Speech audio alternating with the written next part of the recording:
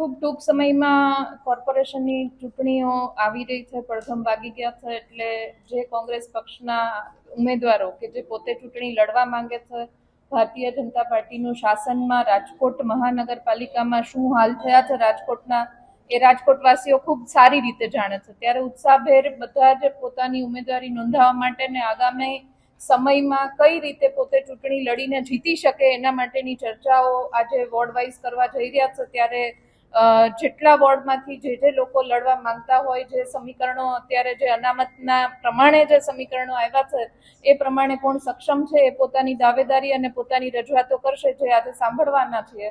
કોઈ ઉમેદવારોની જાહેરાત કે કોઈ પ્રોબેબલ ઉમેદવારોની વાત આજે કે કાલે કે હજી આ અઠવાડિયામાં પણ કરવાની નથી. ફક્ત આ સાંભળવાની કોંગ્રેસ પક્ષ તરફથી પ્રક્રિયાની શરૂઆત કરી છે.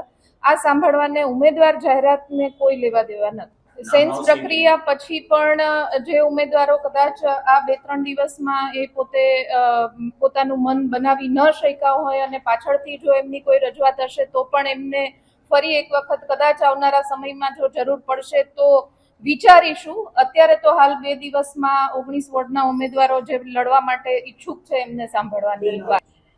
રાજકારણનો રાજકારણ જ્યારે હોય અને પક્ષનું રાજકારણ હોય ત્યારે બધા જ પ્રકારના આગેવાનો અને નેતાઓ બધા જ પક્ષમાં હોતા હોય છે. અમુક ચૂંટણી ટાણે હોય છે, અમુક આજીવન પોતે હર હંમેશ લડતા હોય છે, અમુક લોકો પોતે લડી શકે ને જીતી શકે છતાં પણ વચ્ચેના સમયગાળામાં સક્રિય નથી હોતા. એટલે સક્રિય છેલ્લા સમયે થયા અને અત્યારે નથી થયા એના ઉપરથી એની નેતાગીરી મૂલવી નથી શકાતી, પણ એના વિસ્તારમાં કેટલા સક્રિય છે અને લોકોમાં કેટલી ચાહના છે એના પ્રમાણે એનું નેતાગીરી નક્કી કરી શકાય છે. એટલે આ કોઈ માપદંડ મારા પ્રમાણે કોઈ પણ રાજકીય પક્ષોમાં ન હોય.